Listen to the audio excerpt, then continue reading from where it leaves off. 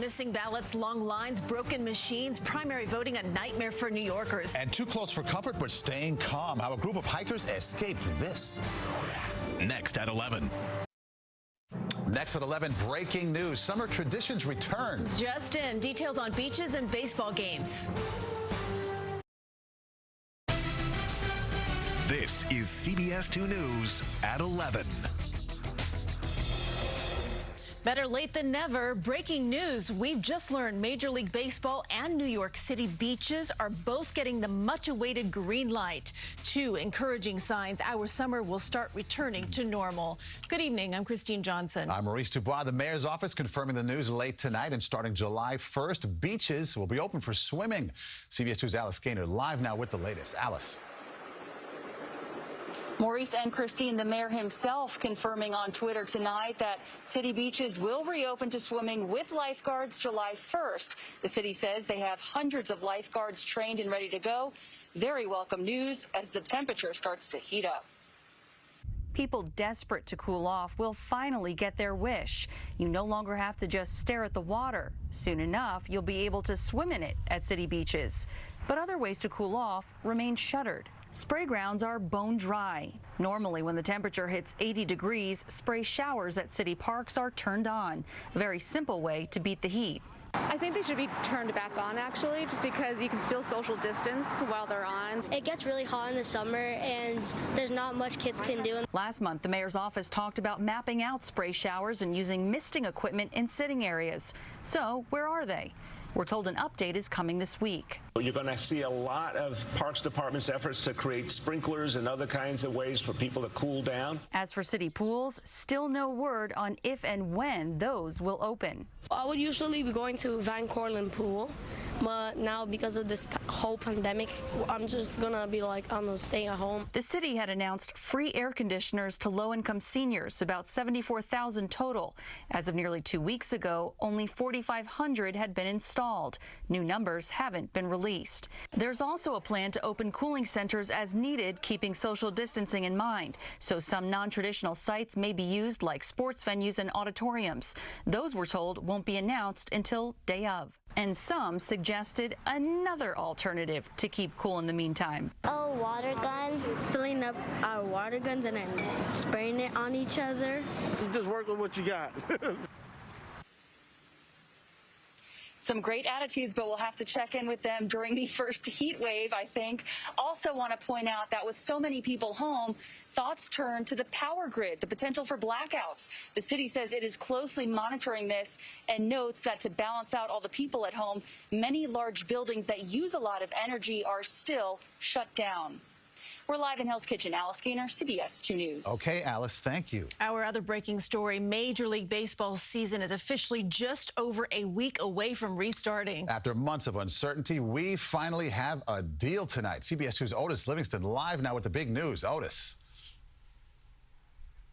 How's this sound, Kristine and Maurice? Play ball. After a contentious, drawn-out negotiation, Major League Baseball plans to hold a 60-game season that will begin around July 23rd or 24th and end September 27th. The final hurdle was a player signing off on a health and safety protocol and agreeing to arrive at home stadiums by July 1st to prepare for the season. That means the Yankees and Mets will report to Yankee Stadium and Citi Field next Wednesday to restart spring training and not their facilities in Florida, where they usually hold spring training. Now, the players will get prorated salaries for the 60 games, and there will be the traditional 10 teams in the postseason. Also, there will be a universal designated hitter for this season at least. But after all the back and forth, we're talking 3 months of negotiations, it may not be the owners or players who have the most to say about how the 2020 season will be played. We haven't even talked about the possibility of COVID-19 shutting it back down. That's a real possibility. But for now, let's just be happy that we have a plan for return going forward. And that's next week, which is really exciting. I'm Otis Livingston. Back to you guys in the studio. Okay, Otis, thank you. On to other news now. The city says it is cracking down on illegal fireworks activity that's been keeping a lot of people up at night. But is it enough? CBS 2's Dick Brennan live tonight in Uptown in Inwood with more. Dick. Yeah, 204th Street in Familia, Maurice. I'm not sure it's enough to keep people from getting their sleep tonight. But we can tell you this. These guys in Inwood, they actually put launchers in the middle of the street. They let the cars go by, then they launch. We're getting a little lull here. Either they're reloading or maybe it's just started raining. I don't know, because they've intermittently come back and forth. In the meantime, we're told it's this way all around the city. For some, it's not enough to just shoot off fireworks. They shoot them at other people. This guy launched on police officers on Ocean Avenue in Brooklyn. They managed to get a picture of him, and the search is on. Police are also hunting for the guy behind this horrendous attack on a 66-year-old man that left him with burns. It's the nastiest part of a nonstop barrage of fireworks lighting the sky, and in this case, burning the upper floor and roof of the building at 2690 Valentine Avenue in the Bronx. People here have had enough. It's like if there's thunder sometimes, it's bad. It's affecting my kids. They can't sleep. I have a son who's on the spectrum. Jenny Fernandez says the loud noises really bother her boy. Like, I have to comfort him, put him back to sleep. I have to wake up in the morning to go to work and things like that. So it's difficult. It's difficult. Fed-up New Yorkers took their complaints directly to Gracie Mansion, loud horns giving the mayor a dose of overnight noise. The fireworks can be unsafe. Mayor de Blasio says he's launching a multi-agency task force to stop the fireworks supply chain. Check out this $6,000 load seized by fire marshals. We also intend to go to the root cause, and that is the people who are supplying the fireworks. But the mayor insists police need to keep their focus on violent crime, not arresting the kids shooting off fireworks. Brooklyn Borough President Eric Adams suggesting this kind of enforcement be handled differently. With plainclothes or with community affairs officers with a lighter attire, not too intimidating, going out, identifying these problems, and really start the process of confiscating those who are continuing to use them. Another problem, people lighting up the 911 hotline with fireworks calls, some 13,000 this year compared to just over 1,000 in 2019. And Professor Henry Smart of John Jay College says this is a chance for people in the community to step forward when they can do it safely. If you see youth out in the street, and they're maybe even youth that you're familiar with, just roll your window up and say, hey guys, I've got a kid in here trying to sleep. Can you take it to an open field or further down the block? Or have some rain. A woman just came up to me and said, thank God it's raining. You hear a stray firework here and there, but I have to tell you, in the last 10 minutes, it's calmed down, and people here in Inwood are hoping that the rain keeps on coming. We're live in Upper Manhattan. Dick Brennan, CBS 2 News. Okay, Dick, thank you. To a developing story in Queens. An innocent bystander is shot after a fight inside a Howard Beach restaurant. Police say around 7 tonight, 2 men got into a dispute at Frenasia Asian Bistro that's located on Cross Bay Boulevard. They say one man threw a chair at the other, then the second man started shooting, hitting the bystander. The victim was taken to the hospital but is expected to be okay. Police are still looking for the suspected shooter. New tonight, one of the officers involved in the deadly shooting of Breonna Taylor has been fired. Louisville police say Officer Brett Hankinson violated the department's use of deadly force policy. 26-year-old Breonna Taylor was shot 8 times on March 13th when officers burst into her home looking for drugs. A termination letter said Hankinson showed, quote, extreme indifference to the value of human life. 2 other officers involved are reassigned. Governor Murphy gives the green light. Excuse me, Maurice, I jumped on you. Please go right ahead. Take that one. Okay, I guess it's my turn.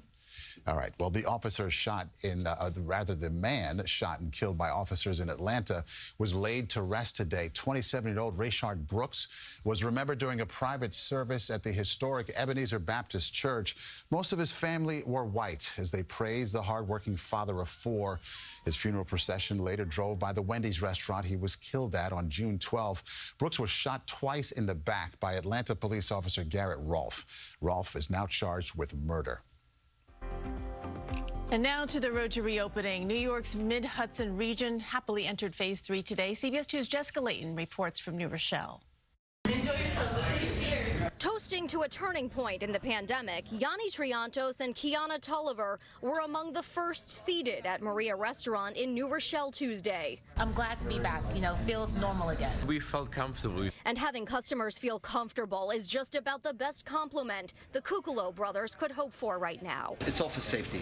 It's all for safety. They've been working to reopen at 50% capacity indoors since closing March 16th. And it was really a tough go.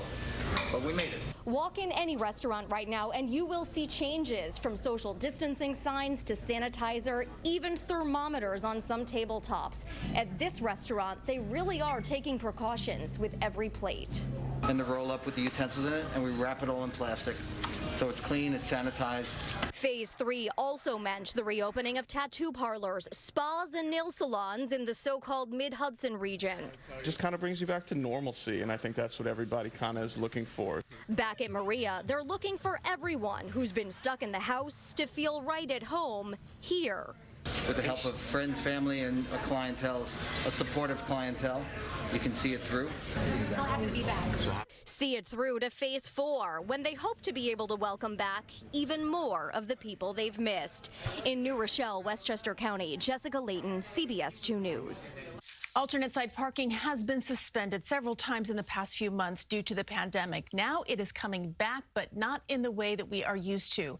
Today, Mayor de Blasio announced the city is ending its twice-weekly street cleanings. That means New Yorkers will only have to move their cars once a week instead of twice. The reform takes effect next Monday, June 29th. New York and New Jersey are 2 out of only 3 states to be on track to contain COVID-19. Those are the projections of the website COVID Act Now, which made this map. But 26 other states are reporting a spike in cases. The nation's top infectious disease expert, Dr. Anthony Fauci, testified before a House committee today, urging everyone to wear masks and avoid crowds, but calling the current trends disturbing. We were going down from 30,000 to 25 to 20, and now we sort of stayed about flat, and now we're going up. A couple of days ago, there were 30,000 new infections. That's very troublesome to me. Dr. Fauci says he is cautiously optimistic about a vaccine, predicting we'll have one by the end of this year or early next. Problems for primary voters in the city still ahead, from long lines to missing ballots. What the Board of Elections is saying about today's mess. Plus, staying calm when it really counts. What a group of hikers did right after encountering this bear. And we're also tracking some rain, And as of right now, right? I am tracking some rain. You betcha, KJ. I'm tracking it right now on the radar. Plus, I want to talk about when the heat is finally going to break. You got to listen to my forecast. Come on back. Closed captioning on CBS 2 News is brought to you by Geico. Visit us at geico.com. This just in, results from today's primary show U.S. Congresswoman Alexandria Ocasio-Cortez has won the Democratic nomination in New York's District 14. Republican nominee John Cummings ran uncontested. Also tonight, former Vice President Joe Biden has won the Democratic presidential primary in New York. We're still awaiting results in several other races. You can find those results, though, when they do come in at cbsnewyork.com. Now to campaign 2020. Many New Yorkers say that voting was a nightmare today. Some people never got their absentee ballots, and others waited in line for hours. CBS 2's Allie Bauman live now in the Morrisania section of the Bronx. Allie. Well, Kristine, after repeatedly asking the Board of Elections what went wrong today, they told us late tonight that as instances were brought to their attention, they reiterated training to poll workers and sent out teams to different sites. At this site, people waited for hours to cast their vote, while some people didn't even get the opportunity to do so. How long do you think you waited online to vote? Oh, 2 hours. Easy. I came here 4 times. The line to vote at Bronx Regional High School snaked around the block for most of the day Tuesday. I waited inside because it was so hot out here, and it's been a long time. It's been a long time to wait. When walking in to find out, and they told me there was only 5 people that were letting in at the time. Kalakaua Quindo called the Board of Elections to complain about the holdup, and they eventually sent over an employee 2 hours before the polls closed. So in the meantime, people started saying it was dinner time and it was late and they want to go home to eat. And I was pleading and begging them, please don't go, please don't go. This is your right. Stay and do it. Voting issues span beyond this polling site. Many New Yorkers taking to social media Tuesday about their experiences. One person asking, what is happening at PS 44 in Staten Island? Folks were turned away because the machines were not open. Another writing, I just left my polling site and 2 out of the 3 machines are out of service. Some residents in Upper Manhattan say they received a polling site change notice in the mail Monday, giving less than 24 hours notice that their designated polling site moved 20 blocks away. And then there's the reported issues with absentee ballots. One woman lamenting, I didn't receive my absentee ballot in time to participate in today's New York primary. I had originally signed up for one early and was sent a wrong ballot. I was told I had to request a new one, but that one never made it. And another writing, I got 3 envelopes Monday night in the mail with separate absentee ballots, state and federal, and requesting paid postage. I sent in a prepaid envelope with my ballot last week. Here in the Bronx, voters say these issues are unprecedented. This is the first time in this neighborhood we ever had anything like this, and so I can definitely blame this on COVID-19. Absentee ballots had to be postmarked by June 23rd. The Board of Elections said people could also submit their completed absentee ballots at the polling sites, which of course defeats their purpose. We're live in the Morrisania section of the Bronx. Allie Bauman, CBS2 News. All right, Allie, thank you. All right, earlier we had some people saying, thank goodness for some rain tonight, putting a stop to the fireworks out there. Lonnie, Quinn, looking ahead tonight. What do you have, Lonnie? Well, look, if you get a little rain, cooled air in your area, consider yourselves lucky. You saw Dick Brennan out there in Inwood with a little bit of a raindrop in the area. Hey, you're looking over the Brooklyn Bridge right now, and the temperature comes in at 75. Partly cloudy right now is what we officially have for, our sky condition out there. So if you look at what the high temperatures were, it was a hot and steamy one out there, which is why I'm saying, okay, fireworks is one thing, and definitely the rain helps there, but the rain will also help to break the heat. And we hit 87 at LaGuardia, you hit 88 in Central Park, 79, the best you could do in the Hamptons today, not even out of the upper 70s, but you had 90s, Toms River, Trenton, Bridgewater, 91, Poughkeepsie. Poughkeepsie actually established a heat wave today with 3 90-degree days in a row. The Skycast is showing us we had a big rumble of thunder come through Hunterdon County and into, say, Warren County, into Sussex County. But if you zoom in a little tighter now, it's around Orange County, stretching back into Sussex County, maybe a little nipping there at Passaic County. But this area is going to make its way into Poughkeepsie at around, say maybe 10 minutes from now, or even less, my goodness. About 10 minutes or so. 11:55, it's to Kingston. 12:16, it's to Saugerties. The Catskill, around 12:38, Pittsfield, Mass, around 1:13 in the morning if you're headed to Pittsfield. The bigger picture is going to show you what is going on, all right? We are hot and humid ahead of this cold front.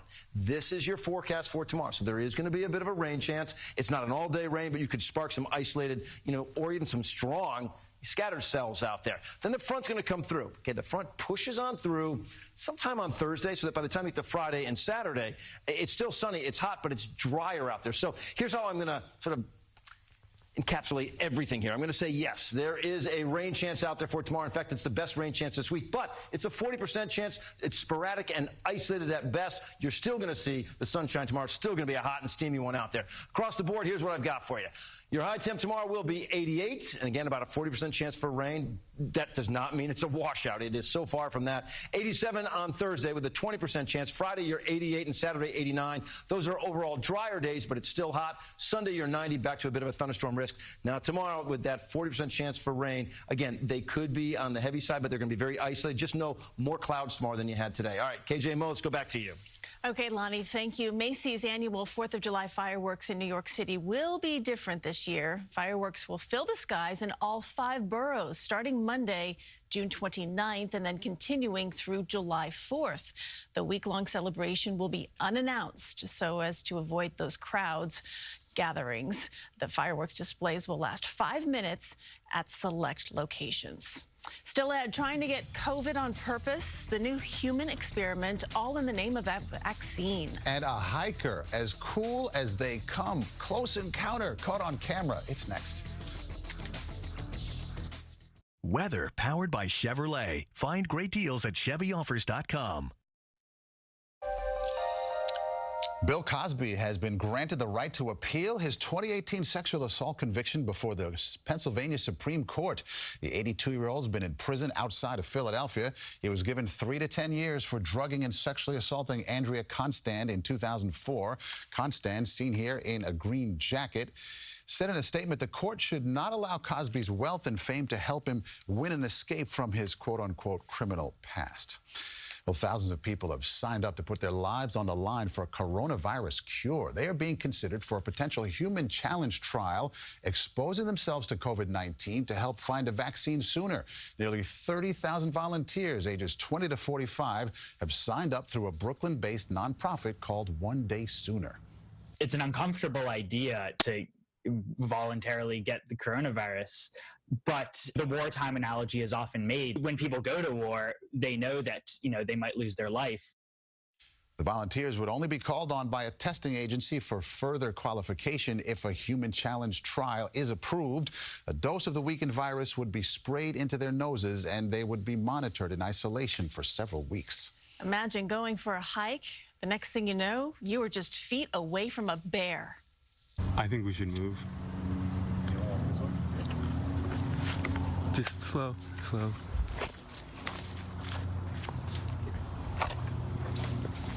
25-year-old Julia Tuppy of Eatontown was enjoying the view in Vernon, New Jersey. When a black bear came out of the woods, she and her friends calmly backed away, and the bear eventually left. Video went viral, gaining Tuppy the nickname the Calm Queen for how cool and collected she reacted. I still say I'm running. All you got to do is outrun the other people, right? And then you're good. Yes, you don't want to be the last one. No. Still ahead. Positive coronavirus tests in the tennis world. Is a partying player to blame? Otis is next with sports. According to an FBI investigation, NASCAR driver Bubba Wallace was not a victim of a hate crime when a noose was found in his garage area at Talladega Motor Speedway over the weekend. The report says the garage door pull rope, fashioned like a noose, had been positioned there since as early as last fall, and no one knew that area would be assigned to Wallace. NASCAR said in a statement they are thankful that this was not an intentional racist act against Bubba. If you recall, just 2 weeks ago, Wallace was a driving force behind NASCAR banning Confederate flags around its events and properties. And yesterday, before the Geico 500, all the drivers and members of the pit crews pushed Wallace's number 43 car to the lead of pit row in a show of solidarity with the only African-American driver on the circuit. We can finally say play ball. After 3 months of back and forth, proposals and counter-proposals, the Owners and Players Association have a plan to restart Major League Baseball. The Players Association agreed to start spring training July 1st before today's 5 p.m. deadline. They would later agree on the health and safety protocol. It'll be a 60-game schedule with full prorated salaries for the players. The season would start July 23rd or 24th, ending September 27th with the usual 10-team playoff format. Novak Djokovic attempted to hold a tennis tournament in Croatia and Serbia, and he and his wife were among a number of people who tested positive for coronavirus afterward. Both are asymptomatic. Their children tested negative. In all, 8 people who were at the tournament tested positive. Reports are there was very little social distancing. And take a look at this video that's circulating. Djokovic in a jam-packed party, not only with other tennis players, but fans who were invited to the event. Djokovic will now self-quarantine for 14 days and be retested in 5 days. I'm Otis Livingston, CBS 2 News. And we'll be right back. Tonight on The Late Show, former National Security Advisor John Bolton talks about his tell-all book. Thanks for watching. I'm Kristine Johnson. I'm Maurice DuBois. For the entire team, have a good night. Stay safe. We'll see you back here tomorrow. Good night.